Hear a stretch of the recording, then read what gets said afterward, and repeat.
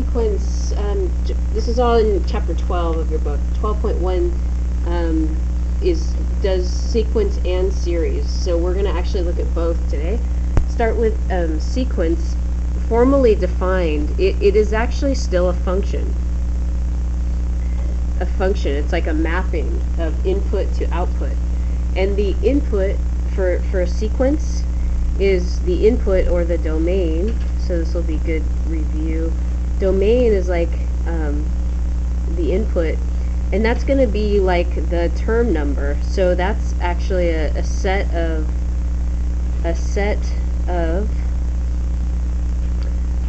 consecutive integers. Consecutive, which means one after the next, integers. So for example, consecutive integers, 1, 2, 3, and ... always means I don't want to list them, so that's fill in the blank, and up to n. That's the term number, like first term, second term, third term, and the output or range for this function, the range or output is the terms in the sequence. Terms of the sequence.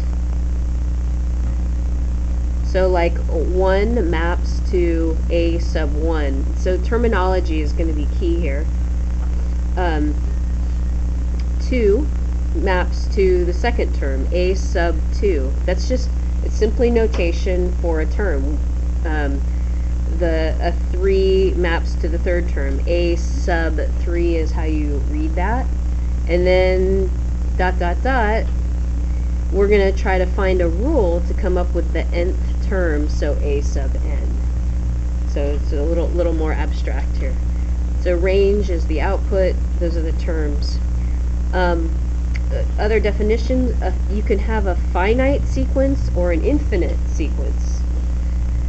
So finite is where finite means there's a limited number of terms, like 7 or 8.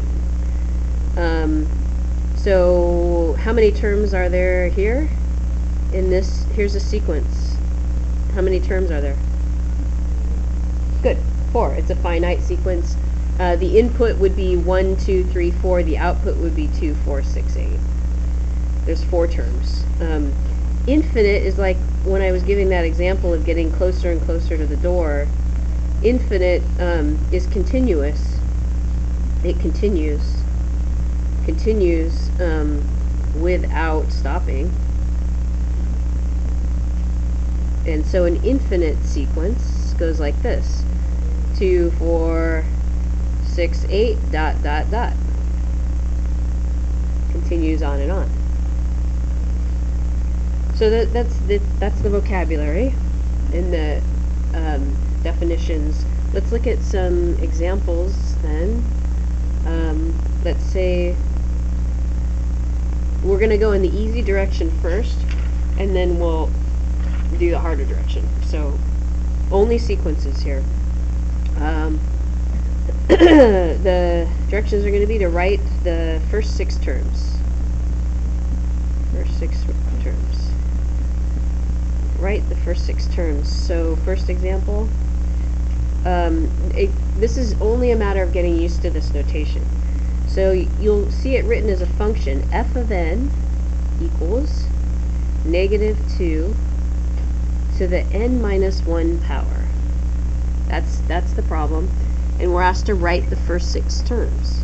And you've got this maybe intimidating looking notation, but if we look at it as a function where the input is going to be 1 through 6, right?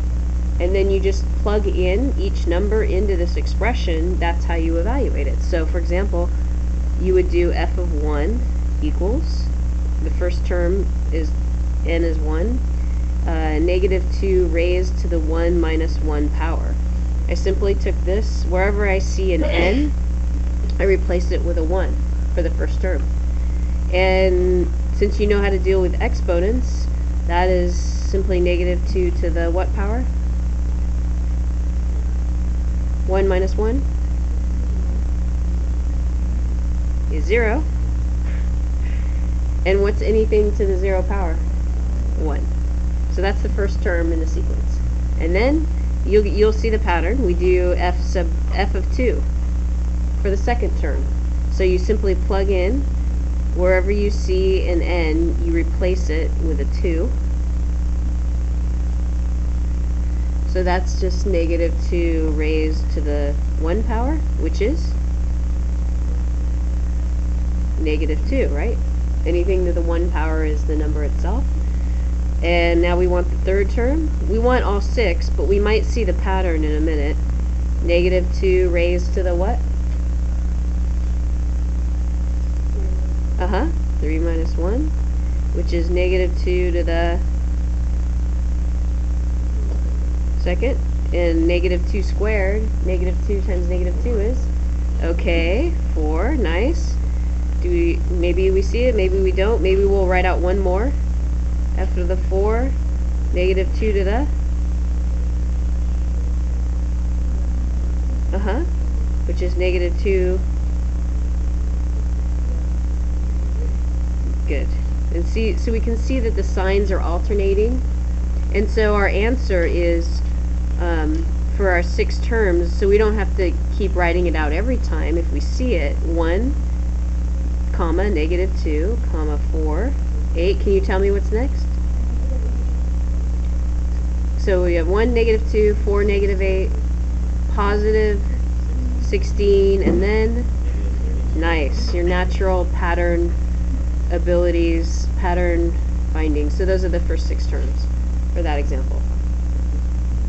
Any questions on that one? Just plugging the numbers. Okay, let's try one more of this type. It's easy to go in this direction. We're going to go in the harder direction in a second. So now let me just give you a different way of writing a sequence. So you might see it as this: a sub n equals n over n plus 1. I still want you to tell me what the first 6 terms are. It's just notation. This means the nth term is n over n plus 1. So all you do, wherever you see an n, you plug in 1, and then 2, and then 3, and then 4, all the way to 6. So it's just different notation. It means the same thing. So a sub 1, so you see an n here, you replace it with a 1, replace it with a 1. So that's 1/2, and that's the first term. That's how you use the notation. A sub 2, wherever you see an n, replace it with a 2. So that gives you 2 over 3. And then a sub 3, wherever you see an n, replace it with a 3. And we probably can see the pattern here, so we can list them. So let's see how we do. If not, you just keep going. We have 1 over 2, 2 over 3, 3 over 4. What's next? And? Yes. There we go. Okay, so that's using, if you're given the formula, that's using it to write out the sequence terms. Now, we got to go the other way. So now our last objective for this part is, if we're given the numbers in the sequence like this, how do you take this and go backward to get that? It's like way harder. It's like, but it's doable with practice. And how do you take this and rewrite it as a formula like that? And so the goal is to relate these to the numbers 1, 2, 3, 4, 5, 6. In fact, let's kind of look. You can see it, right? You can just visually see it. This is 1, 2, 3, 4, 5, 6. That's n. And then this is 1 bigger, so n plus 1. And that's kind of how you do it. And you can always check your answers by writing it out and checking. And then let's look at this. The signs alternate, so you know that it's basically powers of 2, right? 2 to the 0, 2 to the 1, 2 to the 2, 2 to the 3, 2 to the 4, 2 to the 5. So that's what tells you it's 2 to the n power. But it's n minus 1 because you start with 2 to the, so this is 2 to the 0, 2 to the 1, 2 to the 2, So you start with, you raise it to the n minus 1 power, not to the n power. And then the signs alternate because you have a negative sign raised to a power. That will always alternate when you, because even powers make it positive and odd powers make it negative. And so let's try, we're going to do a few of these together, and then we'll be ready to practice on your own. So let's try, so now what we're saying is, the example is, write a rule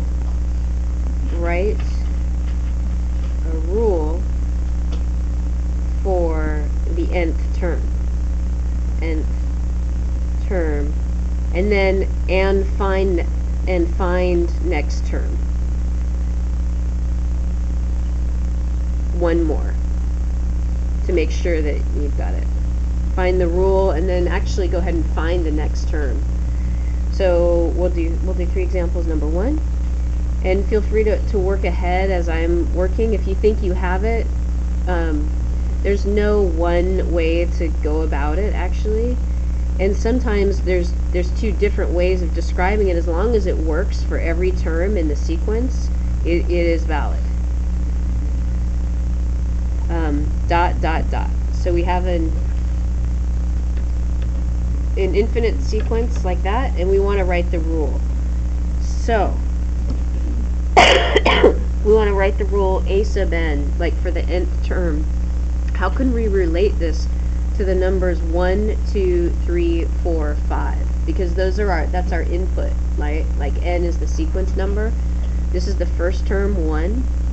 This is the second term.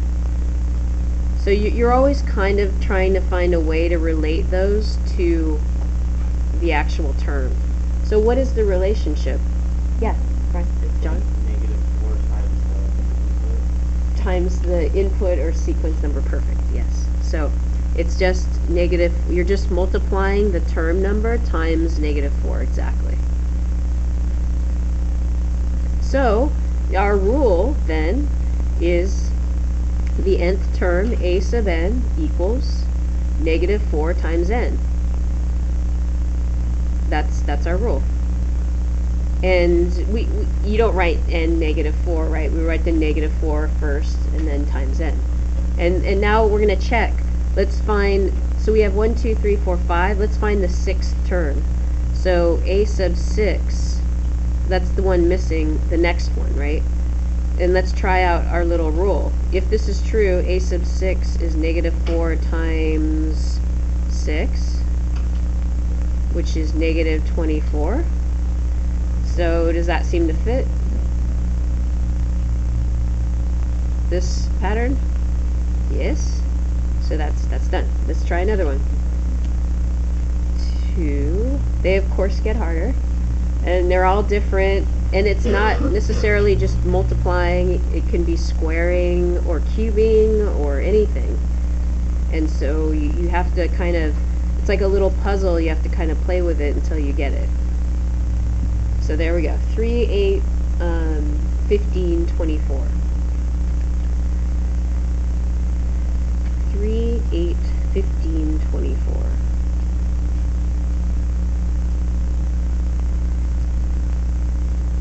So let's maybe write the numbers underneath, the sequence numbers, 1, 2, 3, 4.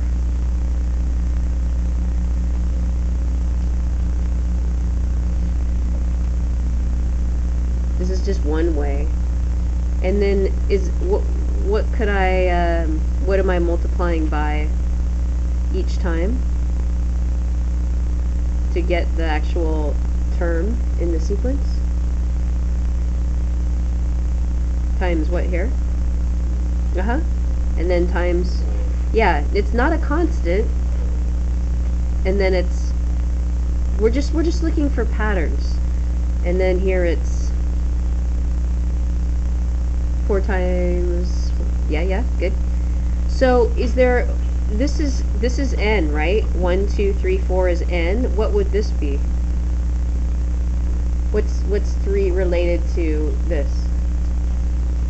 How are these two numbers related? How are 3 and 5 related? 2 and 4, 4 and 6. It's 2 bigger, right?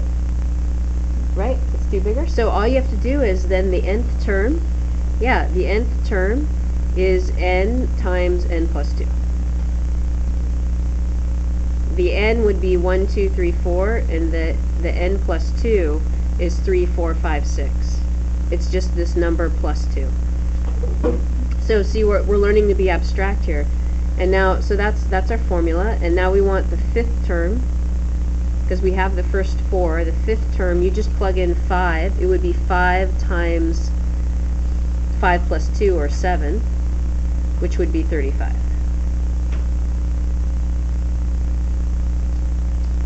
And we could kind of check here. These are 5 apart, then 7 apart, then I think 9 apart, and then 11 apart. So that works. You could look at it that way too. That you're adding 5 and then 7 and then 9 and then 11. Right? Okay, let's try one more together. This will be different. 2, 5, 10, 17, ... Last one.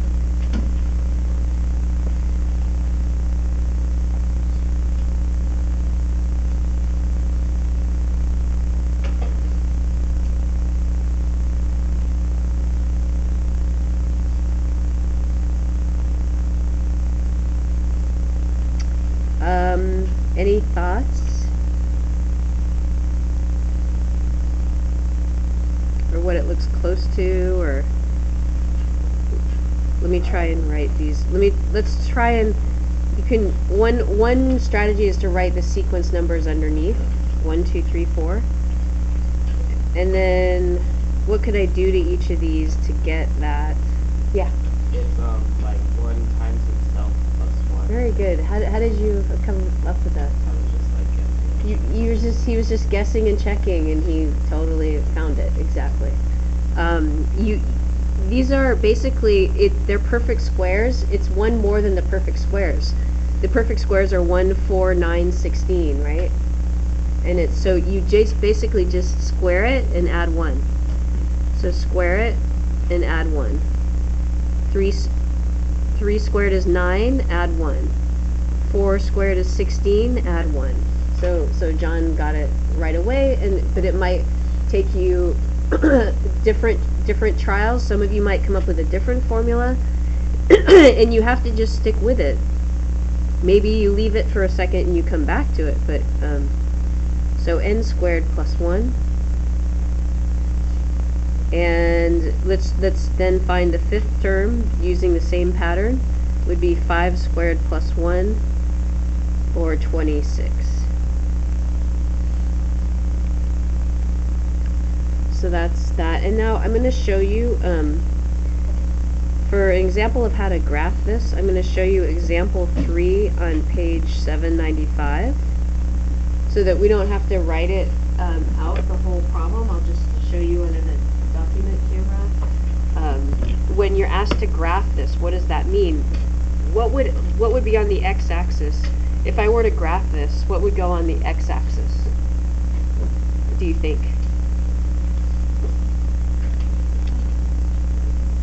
The term number, like 1, 2, 3, 4, 5, right? That would go on the x-axis, and on the y-axis, the actual term, 2, 5, 10, 17. And you can see patterns in growth, depending on the type of sequence it is. So let me show you a full example here. You don't have to write anything because it's in your book. Let's just talk about this one. Building a pyramid of anything. In this case, we have apples. And we're building a pyramid, okay, of seven layers, and we're going to write a rule so that we know the number of apples in any layer. So the first few are, you can see just visually, there'd be 1 squared, and then 2 squared, and then 3 squared. So 1, 4, 9 when you're building this pyramid, the total number of apples. Let me try to focus. Okay, so, and then we want to look for a pattern So it's basically the layer number squared. So here's the rule: a sub n equals n squared. They're perfect squares.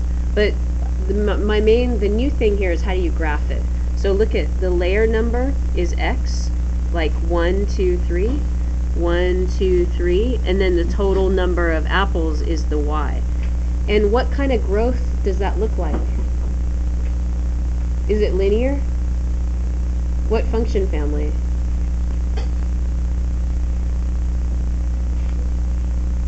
Is it a straight line? No. What is it? What shape is that? Yeah? Which shape? Okay, that's fair. It appears to be exponential. It doesn't actually grow quite that fast. Do you know what that shape is? It's half of a parabola. It's squared. X squared, right? Yeah. So it's quadratic. Yeah. Okay. And would you connect those? It wouldn't make sense to connect them, right? Because you don't have layer 2.3, right? You only have the second layer or the third layer. You don't have anything in between. So this is called discrete. So the points, you would leave them unconnected.